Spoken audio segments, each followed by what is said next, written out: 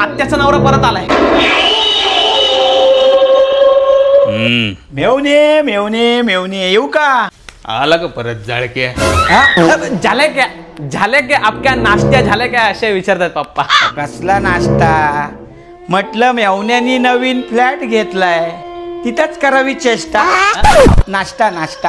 केळं खातो का? हा बनाना केळ फ्रुट्स खाता का? नको नको. चला मग तुम्हाला आमचं नवीन फ्लॅट दाखवतो. हे आमचं किचन. छान आहे छान आहे. हे काय? बेडरूम मध्ये शॉवर का लावलाय? अरे केळ्या बाथरूम येते. मग बेडरूम कुठे?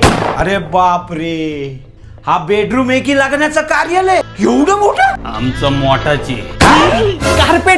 कार्पेट एरिया मोठा आहे ना आपला. कसं आहे ना काका, बाकीच्या प्रोजेक्ट्स मध्ये 1 BHK आणि 2 BHK ला 400 ते 700 स्क्वेअर फूटचा कार्पेट एरिया मिळतो, पण आपल्या सिद्धी एस्पायर मध्ये 1 BHK ला 540 आणि 2 BHK ला 750 स्क्वेअर फूट पेक्षा जास्तीचा कार्पेट एरिया मिळतो.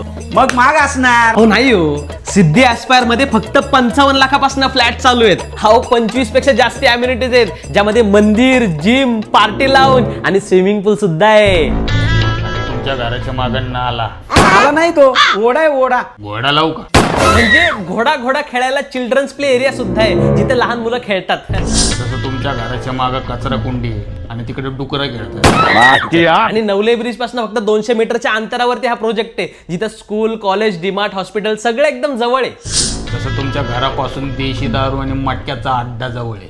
मेवणे, आमच्या घराजवळ पण हॉस्पिटल आहे बरं का, आम्ही पण तिथंच जातो. ते कुत्र्यांचं हॉस्पिटल आहे. हो अक्का रणगाडा बसेल ना, एवढं मोठं पार्किंग आहे. पण तुला त्याचा काय फायदा नाही. म्हणजे